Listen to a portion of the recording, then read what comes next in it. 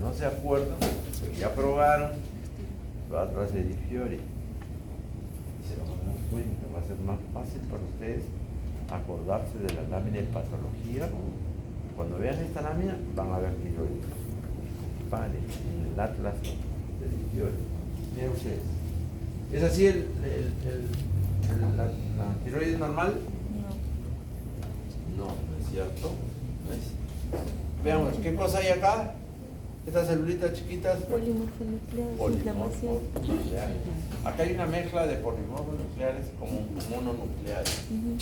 Hay una reacción inflamatoria que ahoga, estamos hablando en general, que ahoga a los folículos tiroideos, tan chiquitos, atróficos, dispersos, distantes uno a otro. Porque si nosotros recordamos la histología de una glándula tiroides, vemos un folículo, ¿cierto? Vemos otro folículo, ¿no?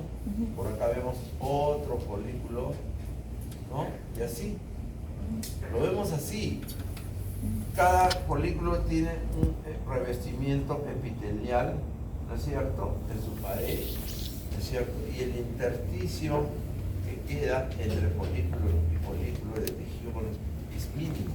Esa es la distribución normal de una glándula tiroides. Pero acá, ¿qué estamos viendo? Folículos pequeños, folículos medianos, por ahí hay otro folículo grande, ¿no? ¿Correcto? Y una reacción inflamatoria intersticial abundante, ¿no? Avancemos más rápido. Léete ahí la historia. Pero esa es la generalidad de lo que vamos a ver. ¿Qué dice sobre tiroiditis de Hashimoto? La estructura de los folículos está alterada por la infiltración de elementos linfocitarios. Así es. Al hablar de linfocitarios, estamos hablando de mononuclear. Ya no estamos hablando de Mickey Mouse, que es una célula de un solo núcleo, casi sin citoplasma. Entonces, al hablar de linfocitos o de mononucleares, estamos hablando de una reacción inflamatoria agudo-crónica. ¿Ah? Crónica. Los polimorfos son de aguda y los mononucleares son crónicos. Y acá estamos hablando de una infiltración, ¿no?, unicelular, ¿no? ¿Qué más? Que llegan a atrofiar a muchos folículos. Ahí llegan a atrofiarse estos folículos. ¿Qué más? Reduciéndolos a pequeños corpúsculos hialinos sin luz. Así es. Son pequeños, ¿no?, corpúsculos hialinos sin revestimiento de los folículos. ¿Qué más? Los folículos tiroideos son pequeños, con escaso coloide espeso. Células foliculares, tumefactas, granulosas. Las células foliculares son aquellas que deben estar acá en el revestimiento, que no prácticamente desaparecen por la atrofia misma, ¿no? Acá en cada folículo debería, como les decía, acá se ven las células foliculares en una tiroides normal, acá no lo vemos. ¿Qué más? Hay importante infiltración linfocitaria intersticial y formación de abundantes folículos linfáticos con centro germinal evidente. Ya, esto de acá es la infiltración linfocítica. Vamos a ver si hay acúmulos linfoideos.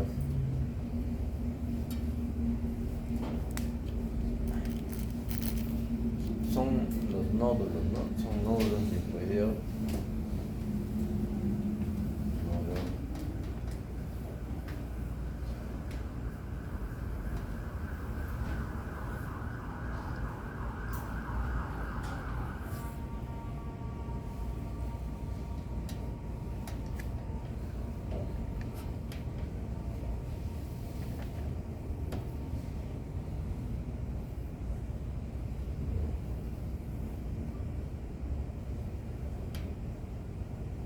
Cuando vemos así, ¿no?, el acúmulo linfoideo es así, un acúmulo mucho más pigmentado, acá está deformado, más pigmentado de células linfoides, ¿no? Hablamos de nódulos linfoideos.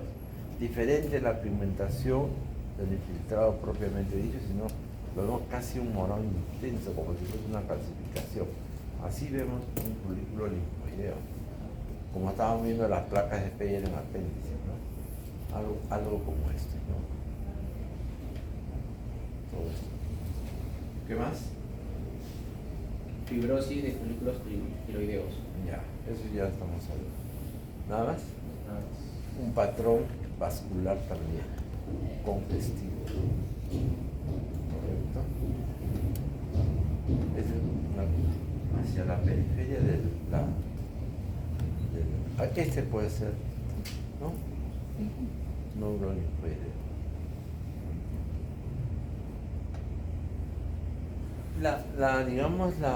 ¿Cuál es la importancia de la tiroiditis Hashimoto? En realidad, por definición, debería ser un cuadro benigno, ¿no? Debería ser un cuadro benigno, pero, y eso acá viene a colación de la formación de ustedes, no debemos mecanizarnos en la atención de un paciente, ¿no? Si ustedes van al Seguro Social, entran a la consulta, el médico ni los mira. Si ustedes son un paciente crónico, de repente son hipertensos, son diabéticos, ¿no? ¿Qué hace el doctor? Afuera la enfermera le toma la presión, afuera la enfermera le hace el glucómetro. Si está dentro de lo normal, señor, ¿cómo está? Pase, está paciente. ¿Alguna molestia? No, ninguna. ¿Cuánto es su presión? Me han tomado, sí, 11,6 ya. ¿Y su glucosa cuánto está? 110, ya, está muy bien. Siga tomando lo mismo. Ni lo mira, recoge en la farmacia, hasta luego. ¡Pum! Y se acabó. No lo examinó, no lo exploró, no amplió, porque muchas veces puede estar estable, pero puede haber alguna condición que se asocie desde el último control a la fecha de su consulta. Y eso debemos preguntarlo, ¿cierto? ¿Por qué a colación de esto? Porque la tiroiditis de Hashimoto es de gente joven, muchas veces adolescente, de sexo femenino, muchas veces, ¿no? Y les tengo el ejemplo. El año pasado, ¿no? La hija de una alumna de acá de San Juan, que acababa de terminar conmigo su curso, me hace la consulta, doctor, me dice, tengo mi hija que va a ir a la consulta. Y dice que tiene diagnóstico de tiroiditis de Hashimoto. ¿Tiene alguna molestia? No. ¿Se mantiene estable? ¿Sí? ¿Toma su medicación? Sí. Pero llegó a la consulta, tiene el diagnóstico de tiroiditis de Hashimoto como hace 4 años. Después de 4 años fue el primer médico que le dijo, voy a examinar. Y le palpa la tiroides y le encuentra un nódulo.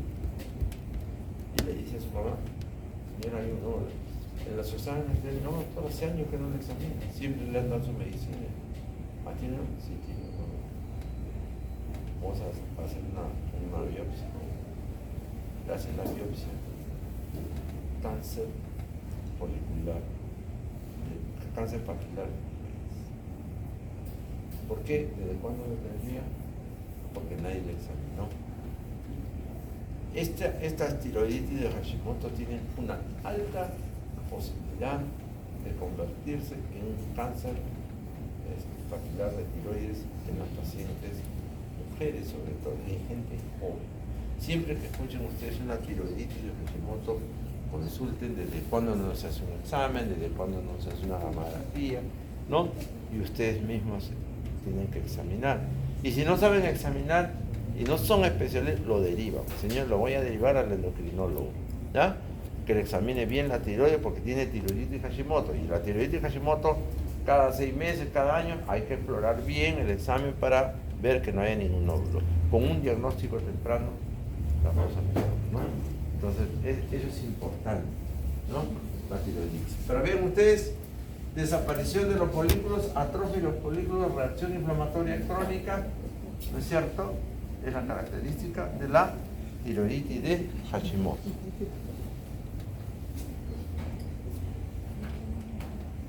¿Qué más?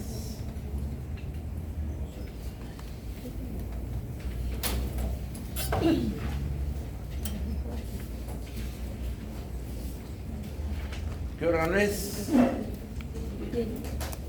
Bien, miren ustedes, ¿cómo está esta epidermis? A diferencia de la que vimos de la queloide. Miren ustedes la epidermis. ¿Ah? Miren ustedes. No, miren ustedes.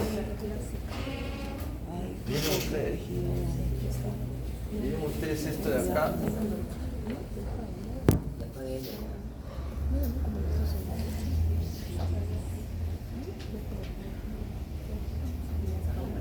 Miren ustedes esta queratosis que hay acá, abundante queratina.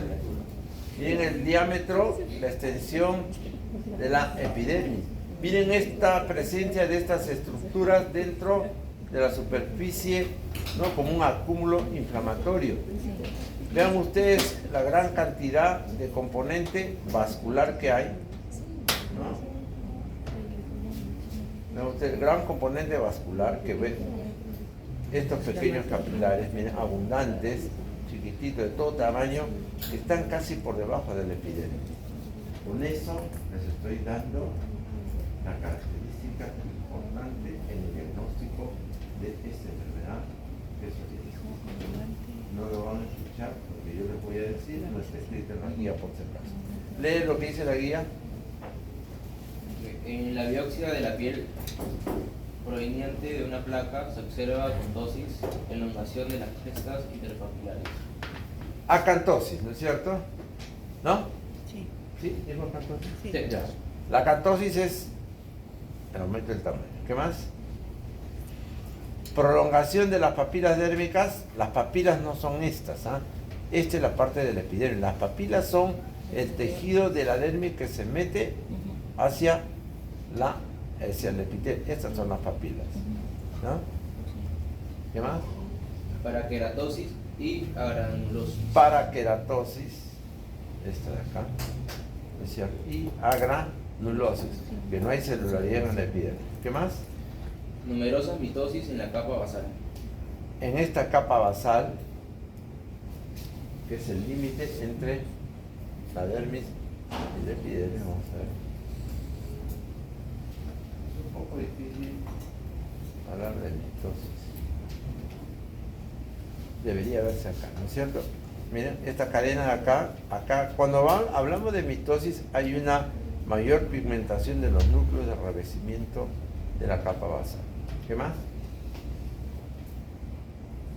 Capa córnea con presencia de colección de neutrófilos conocidos como abscesos de Munro-Saburó, ¿no es cierto? Son abscesos, ¿no? Más que las córneas en la epidermis.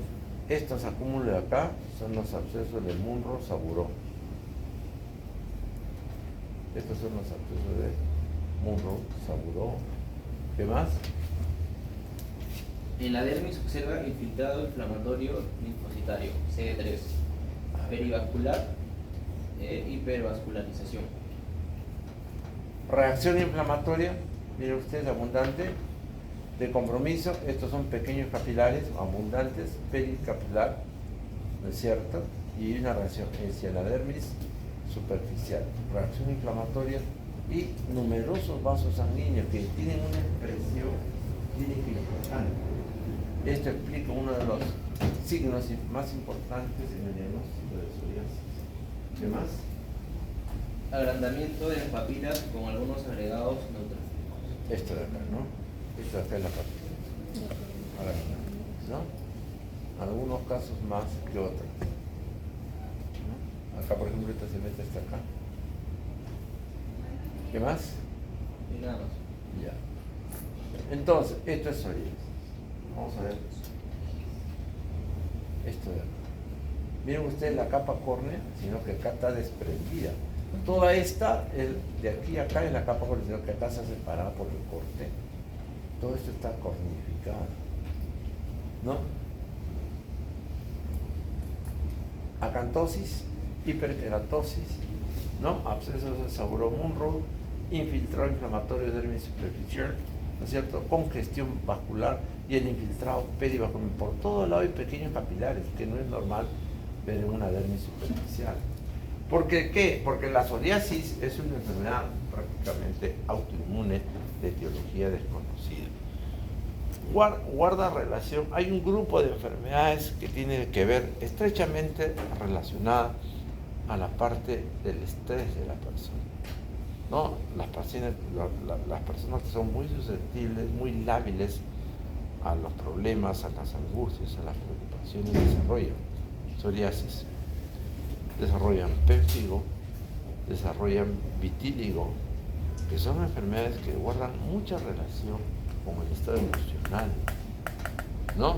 Y esto de acá, clínicamente se traduce, esta acantosis y esta hiperkeratosis, se traduce en un paciente con psoriasis en placas blanquecinas, distribuidas en todo el cuerpo, algunas veces en las zonas expuestas al sol y otras veces en las zonas no expuestas al sol. No depende mucho de la presentación. Ahora, ¿por qué se da así? No lo sabemos. ¿No? Pero son placas. Esta acantosis, esta hiperkeratosis, ¿no? Forma, ¿no? Supongamos, por ejemplo, este es el brazo de una persona, es el tórax, pero acá se forman placas molares, alargadas, ¿no? Y que a la macroscopía la vemos blanquecinas porque tienen un componente escamoso, blanquecino, que exfolia todos los días, cae. Y el paciente, en su afán de sacarse las escamas, se rasca, se saca lo blanquecino, llega a sacarse, pero se irrita. ¿Y qué es lo que deja? Si esta es una placa, por decir, esta es la placa. Se saca las escamas en el rascado, pero deja unas petequias. ¿Qué cosa es petequia? Son microhemorragias puntiformes que están por debajo de esta escamación. La irritación hace que se activen y se ven petequias. A esto le llamamos el rocío sangrante. El rocío sangrante.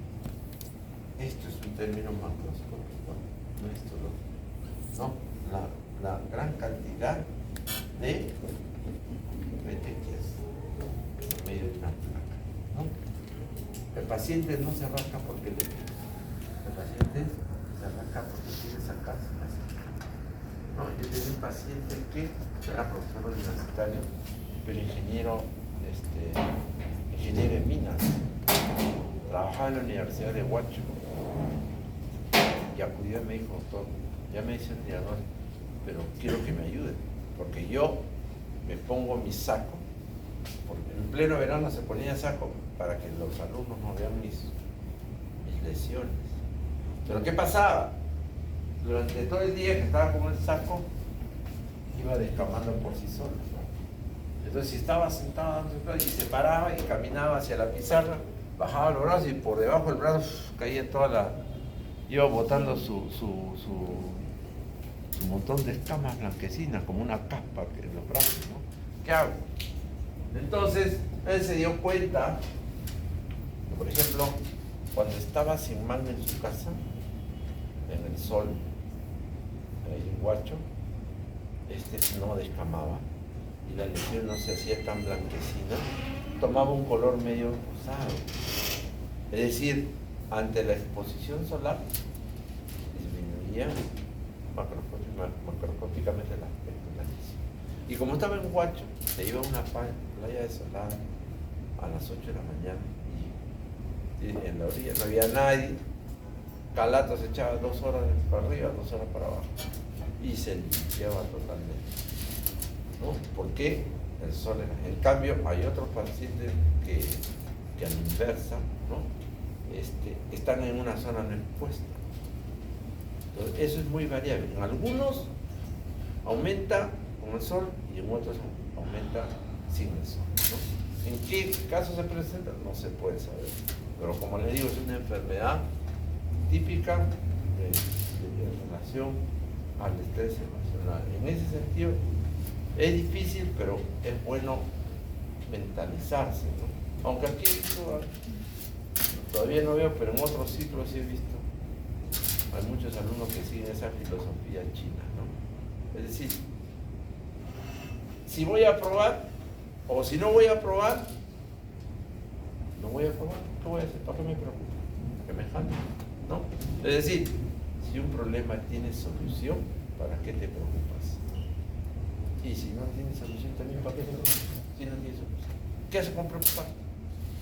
¿No es cierto? Entonces, evitar los problemas de estrés emocional, porque leo psoriasis, pénfigo, vitíligo, están estrechamente ligadas a la parte emocional. No quiero decir que todo que tenga estrés lo haga, sino que cada sujeto tiene cierta predisposición para poder desarrollar esta enfermedad. Y no sabemos si somos predispuestos o no. El vitíligo son manchas hipocrómicas, blanquecinas. El pénfigo, ampollas por todo el cuerpo. La psoriasis son placas descamativas. Correcto, no tienen cura, no tienen tratamiento, solamente es control, ¿no? Y la respuesta. Lamentablemente, una vez que empieza, es irreversible. Por más que ya estén tranquilos, igualito, ahí queda, ¿no? Entonces, esto es psoriasis. Hiperkeratosis, gran cantidad de queratina. Acantosis, aumento, ¿no? Del llame del agrandamiento.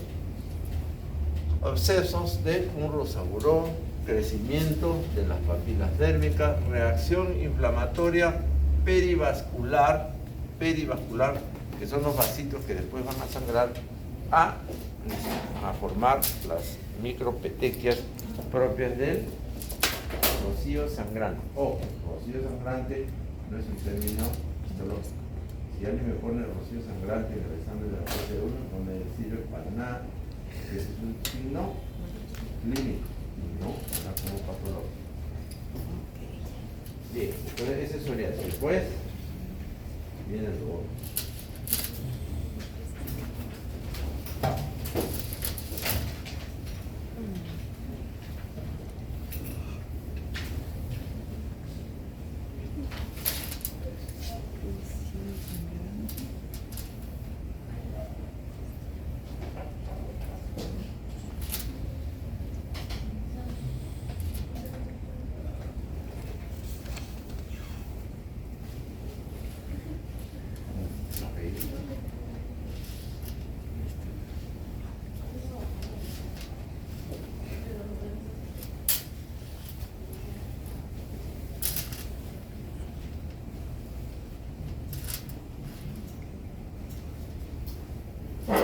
Recorramos la lámina, miren ustedes,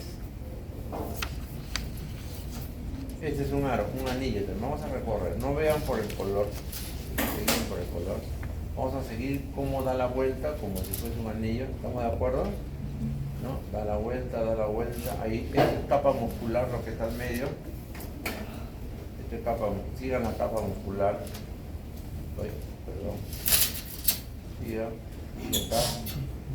sigue la capa muscular, sigue la capa muscular, sigamos, sigue la capa muscular, ¿no es cierto? Sigue la capa.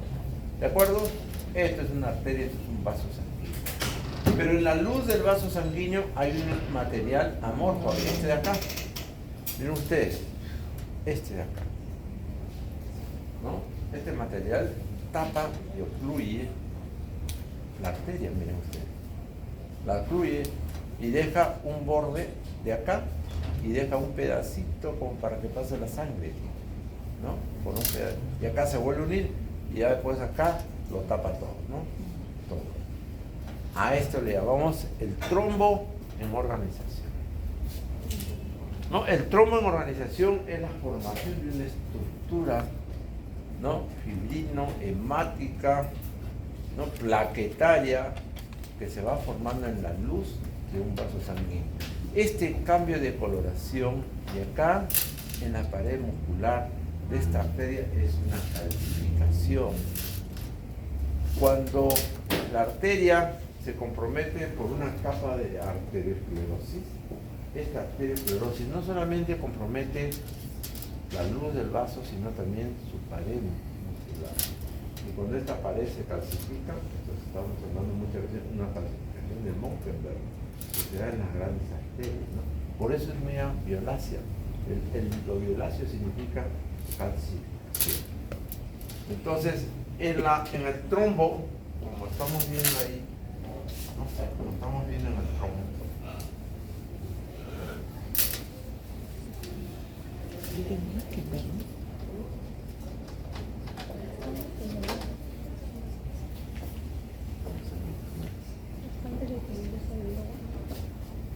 Un vaso sanguíneo, si nosotros lo cortamos transversalmente, ¿correcto? La parte interna es el endotelio. Histología, es el endotelio, ¿no? Después viene su mucosa, después viene su capa muscular alrededor, ¿no? Así.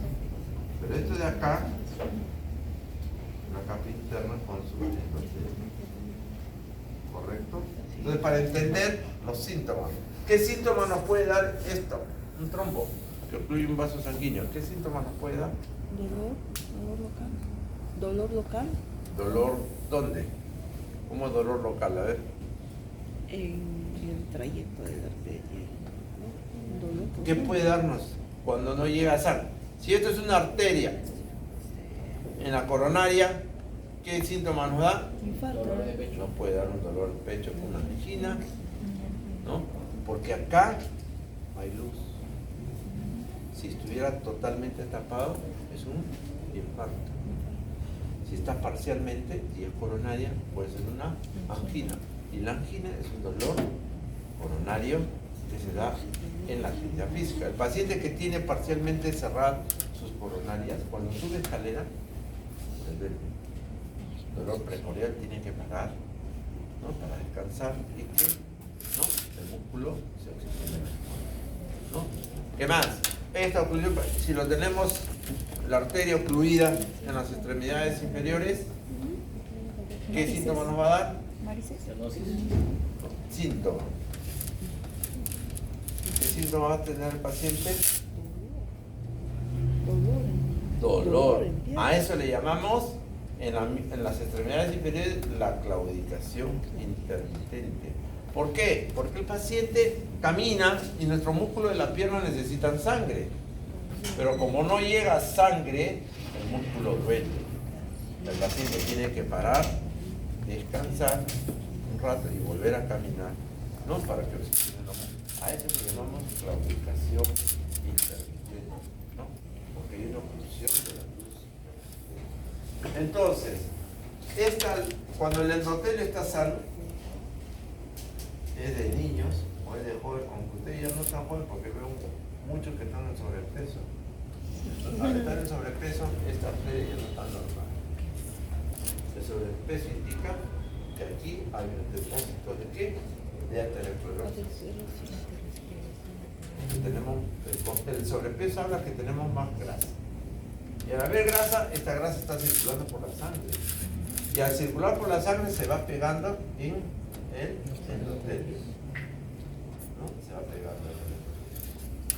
Y al pegarse en el endotelio, esto estimula ¿qué? La presencia de plaquetas. ¿Por qué? Porque la sangre tiene que tener una circulación laminar. ¿Qué significa? Si esto es una arteria, eso se puede. Si esta es una arteria, vamos así transversal, una arteria. La sangre va por acá, ¿no? La sangre está yendo por acá. A esto le llamamos